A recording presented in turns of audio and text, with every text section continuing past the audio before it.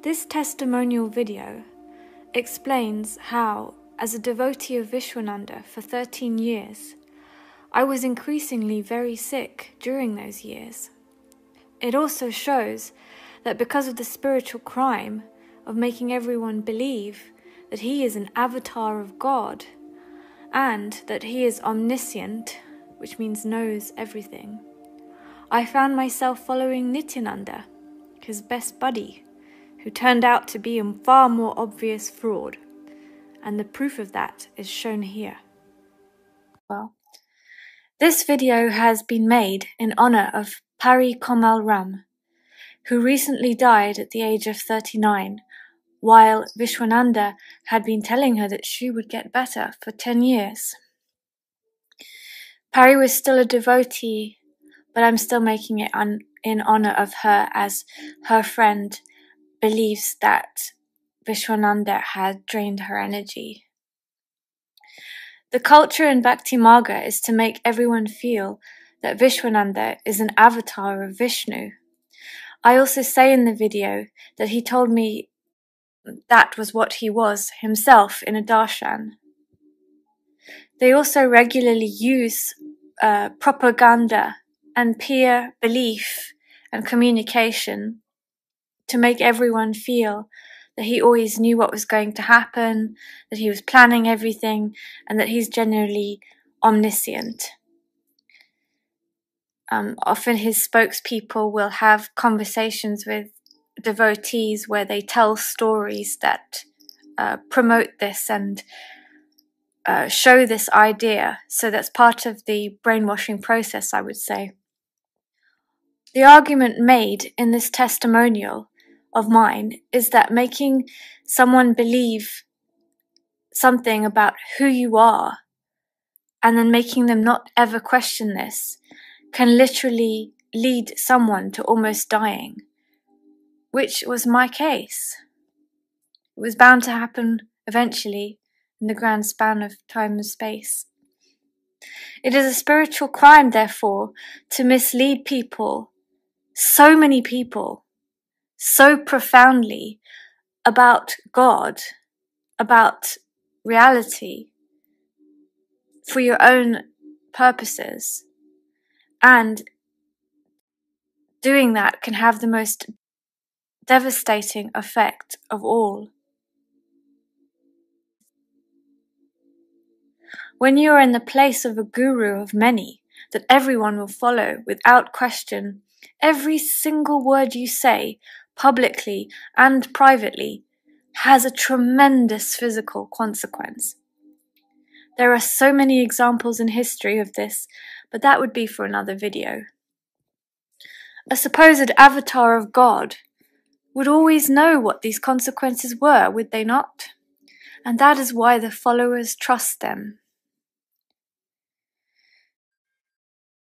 Yeah, so I went to Nithyananda, I went to the darshan, I asked him about Nithyananda, and again he told me in the darshan, oh, you want to go to Shiva? Well, I'm Vishnu. Vishnu is better. That was not what he said, but generally that was the gist.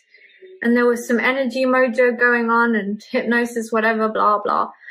And he made it seem as if he was much better, but he still made it clear that he thought that Nithyananda was Shiva, which is the reason why I wanted to go, because I said, if Vishwananda says that he is Shiva, then I can trust him. So why not try it? Nothing else is working. I was determined to find a way. So he didn't say don't go. He sent a text to Swamini Karuna, let her go. So I went, fine, okay. He's allowing me to go. If he had said don't go at that time, I wouldn't have gone. That's how much I was committed to him. So yeah, I went and followed the fraud Nithyananda, which I then discovered, and Nithyananda is far more of an obvious fraud than Vishwananda is, which is how I found out everything. Nithyananda was doing this huge campaign through the mouth of a lady called Sarah Landry, who was had another name at the time, and another lady. Like, there were these spokespeople that were basically charismatically convincing everybody to give thousands and thousands to go to Mahasada Shivoham so that they could gain special powers and manifest wealth. Want to know if to go from point A to point B, exact route we want to know. We don't just want to say, okay, life is really intelligent. I did not know that yesterday when I slept that today I'm going to wake up, but I did. So in that way, to go from point A to point B, life is going to guide me. But let me just declare that I'm going to be at point B by a certain time. Swarupa Priya, that day, you actually made that declaration. Yes. You did not say, oh, I have to go for Sadashivam, the 21-day program at Bengaluru Adinam. You didn't just say that. You said, tonight before 10 p.m., I'm going to finish making my payment. I'm going to finish fully causing myself, not even half causing. No. Fully causing myself. That declaration is what, when she applied the Jnananjanam and declared, I on my own, I'm not going to be able to, I may take even 3 months to think about it. True. But with Sadashiva as my co-creator, with Swamiji as my co-creator, I can declare, and I don't have to be afraid of how I'm going to make it happen before 10 o'clock tonight. I'll declare it, she did, and that is why she saw this. Otherwise, many people keep posting. Many people post paid advertisements in the newspaper and their businesses. Oh, that is true. That is true. Yes. And I didn't even type up any formal explanation of what comes with the business. I just mentioned I've got a jewelry shop online. I'm no longer interested in maintaining it. I'm going to sell it. And within, like I said, less than 10 minutes, it was probably 5 minutes. One of my regular customers sent me a message saying, how much do you want for your business? I love your jewelry. I would like to have a business like this. So it went to the right person too. That's the other thing. How come the right person came at the right time without any effort on your part except boldly declaring that, hey, by this time I'm going to be done. I may not be able to do this by myself, but with Swamiji as my co-creator, I can. That is the jump. That is why when you applied the Jnanajana, I just declared it happened. If you're going to see this as a miracle, then the whole point is lost. It's not a miracle, it's a science. Yes. It's a science of how you can manifest your reality whenever you want. Yes. It's not something that happens 3 months later. No. And people would be instructed to these children called the Balasants in these places where they would instruct people what the truth was and what to do with their lives. So Nithyananda said that these children were pure transmissions of Kala Bhairava, the Lord of Karma and space and time, and God himself. So here is Vishwananda saying Nithyananda is Shiva. And I think Vishwananda is God. So God says that this guy is also God in another form. So I believe that. And then this other God form is saying that these children are communicating also directly God. So of course, it goes from my mother to Vishwananda to Nithyananda and to these Balasant children, these poor innocent children who really don't know what's happening to them, and actually what I found out. Basically what these kids would do is sit on a throne, chant a mantra to connect themselves to that guru, and then proceed to express what most people think of as miraculous powers, reading through the third eye while blindfolded, scanning somebody's body for illnesses, looking into the distance and doing a remote viewing, or giving people answers to the most profound as well as the most personal questions in life by reading the Akashic records. There, the two children, a 13-year-old girl, a boy about that same age, they came downstairs to where I was staying and started to cry.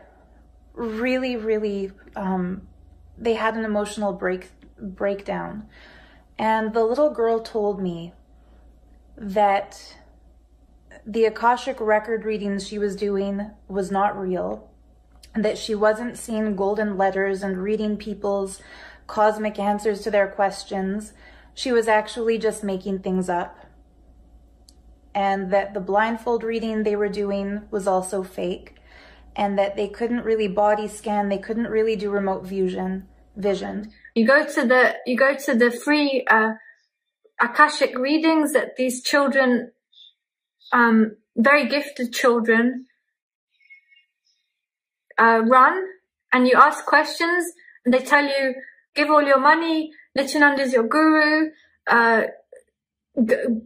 drop everything and become a monk, change your life, do this, that person will be healed, that person won't, that sort of thing. Blessings to everything that anybody asks for, you will be healed, all of those things. That's what's told to people in these Akashic readings. And if you question the Akashic readings, that's a crime, because these readings are the word of God.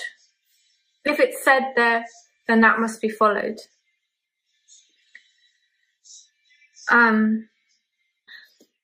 Well, Vishwananda is vouching for them, so I will trust that. So there was this person that appeared in my life. I wanted to heal that person. And eventually, whereas I had been trying to heal myself and fix myself, my experience became about trying to help this person in the end. Instead, to speak to these Balasant children, I said, please, what do I do to help this person? They instructed me to heal that person every day until he was better. Still be healing every day for 21 minutes? If you want him to heal, yes, go ahead. You should do it with real intention and confidence that he will be able to be completely healed. Silam, please let... So there I was doing it, and I did that for a year, an entire year. So again, I want to explain to you, I trusted Vishwananda 100%. He said this guy is God. He said that God guy said the children were God. God instructed me to heal someone very sick every single day for a year in order to manifest my reality. And that's why I did it.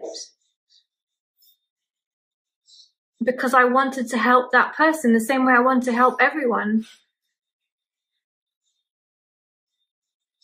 But that person didn't heal. At the end of the year, I was almost dead, drained 100%. I'd already been 10 years drained. But after healing someone for a whole year, I was almost gone. My energy body was broken to pieces.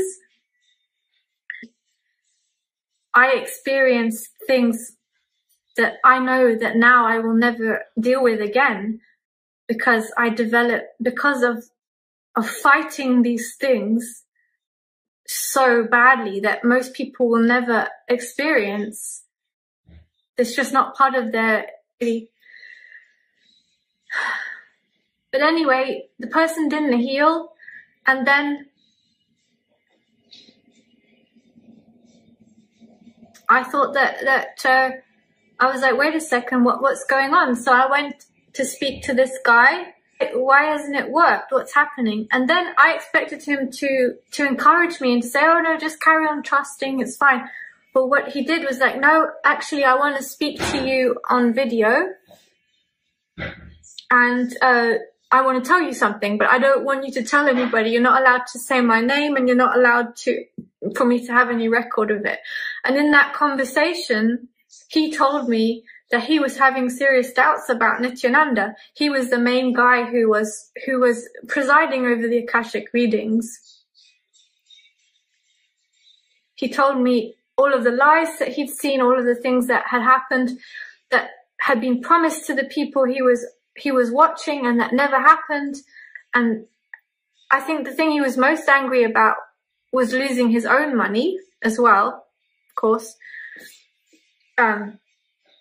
But he's seen a lot of other people lose his money. He listed a lot of promises that Nithyananda had made about what was going to happen and how they never never went through, and how he knew firsthand that the Balasant kids were being told to just say, oh, blessings, blessings to everyone. The reason they were beaten, the little girl told me that the teacher, while the kids were getting brutally attacked, forced to attack each other, the teacher told them they are being punished because participants are not manifesting these powers, and that it's the children's responsibility. On the morning of December 31st, 2017, the Gurukul head stormed into the children's dorm first thing in the morning before the girls were awake with a stick and made one of the children, one of the young girls, beat every other girl there until they either bled or cried tears. On December 31st, on 2017, when we all were beaten, we were forced to make videos and tell that did not happen, and we all are happy in Gurukul. And it's not just me, it's all of you, all of the Balasants in the Gurukul. Ma Jagat Priya, Ma Deepa, Ma Jesha, Vijesha, all of you also know Shambhava Lokapriya. And this is Manitya Lokapriyananda. All of you out there also know very clearly how Gurukul is functioning at the moment. See, even I was there in the ashram for 7 years. All my childhood I was there, right? From the age of 7 till I was 15, I was there. With so much of trust when I was there. And when that trust was misused, I was really shaken deep within, and I couldn't help it. I didn't know what better choice to make other than to come out from there. And that's when I called my dad. So here I'm showing, later on, actually Sarah Landry posted. She took a while to post it, but eventually she revealed the conversations that she herself had with Nithyananda, where he was making sexual advances to her on the messenger. And that is what you can see here.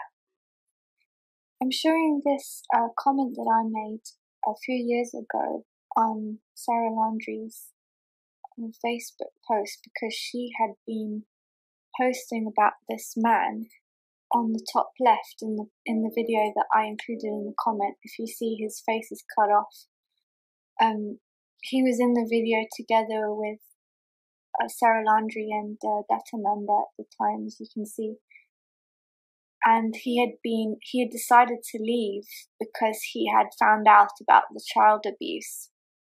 And I had a feeling intuitively that when she was attacking him, she was making a post attacking him online, saying how bad he was. And then that's when I made this comment. Everyone was going, oh, well, what a horrible guy. Everybody like little sheep saying, oh, horrible guy.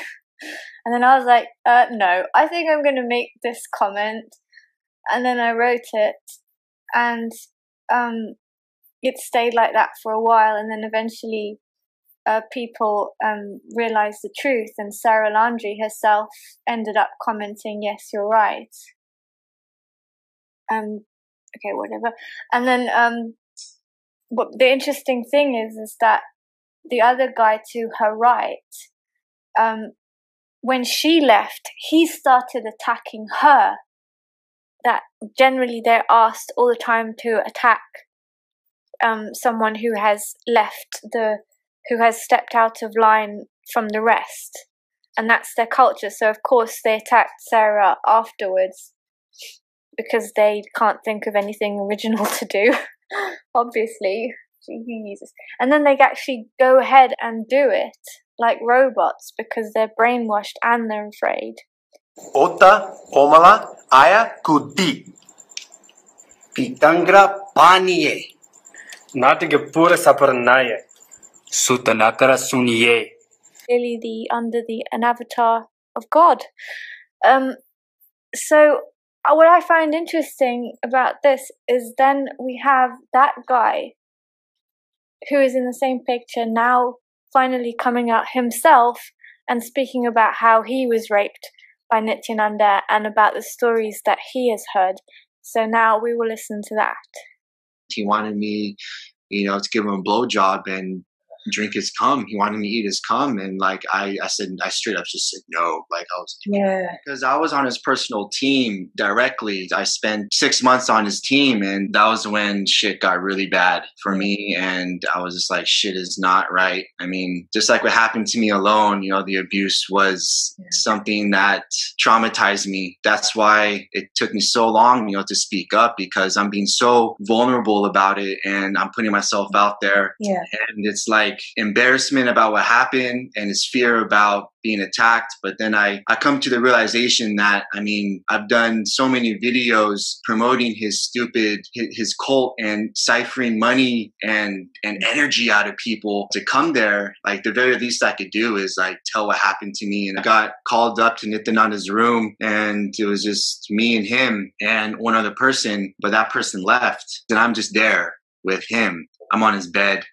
Started off pressing his feet, pressing his hands, and then gradually worked all the way up to a full body massage, you know, with oil, massage oil and everything. And he's being very lovey-dovey and saying like how much we're integrated and how much we're devoted and how much we are in love with him and how much he's in love with us and soulmate. He used to always say that, like, you are my soulmate, you are my beloved. That's what he was saying. But I felt very uncomfortable doing it. And I was even uncomfortable with me being asked or demanded to get on his bed.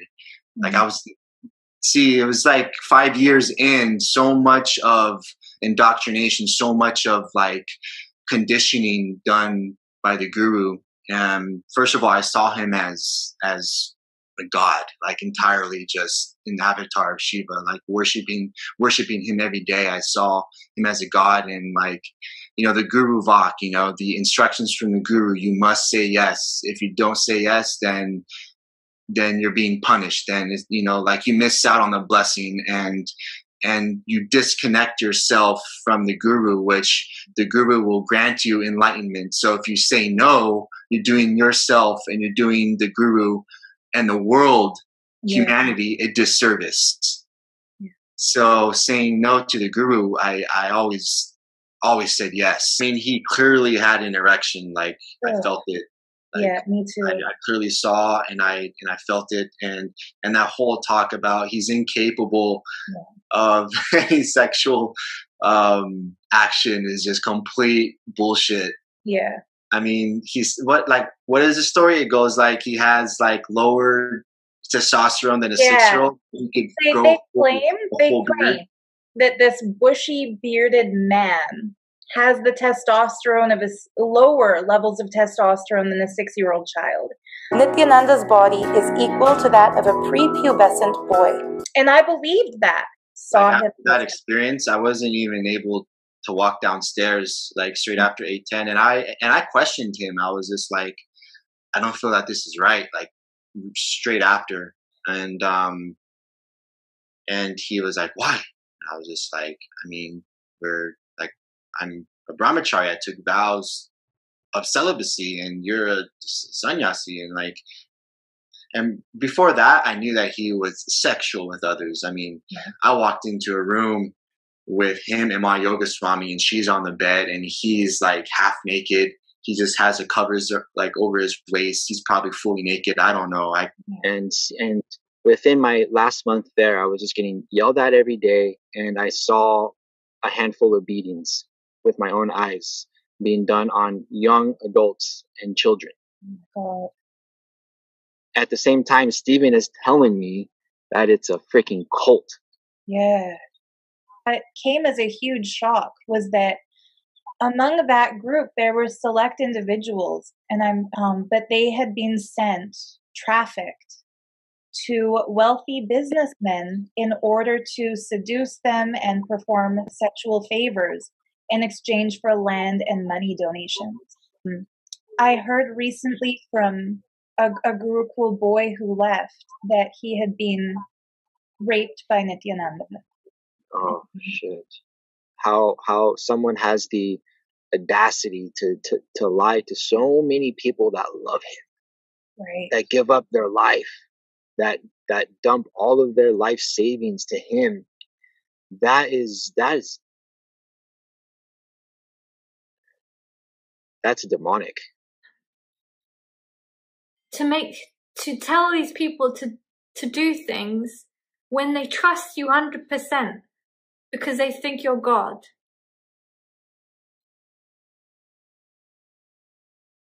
It's really a crime. You have committed a tremendous spiritual crime by misleading these people. I was pleading for help for the Bhakti Marga people.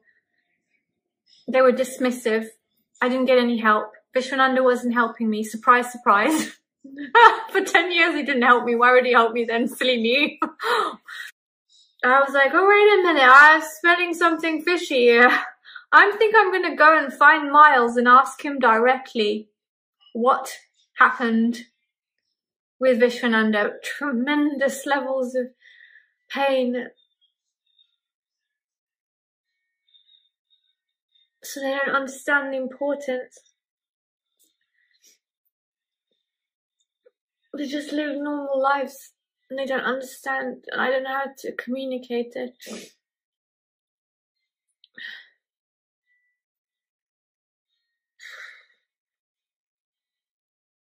But now I'm in such a blissful space compared to where I used to be, trust me. So then Sarah Landry came out with her video, saying the face of the organization. I'd been watching her for a year, and she's coming out saying exactly the same thing that guy had told me. So I knew she was telling the truth, and it's solidified. I have no idea how I'm going to explain to you the tremendous level of fight that I had to go through to heal myself from that point. And it was so slow, and so many times it looked like there was no improvement. But I inched my way forward. And the good thing is that at least this time, when I made efforts to heal, I actually made progress. Whereas before, when I was trying to heal under Vishwananda, or in his influence, I didn't really make that much progress. Now, I finally, it's not that I left Vishwananda and suddenly everything was fine. No, I had to work really hard on all levels, psychic levels, emotional levels. And I received no help from anyone, because who's going to understand? Nobody. Nobody even cares about me, so whatever. I had to do this myself.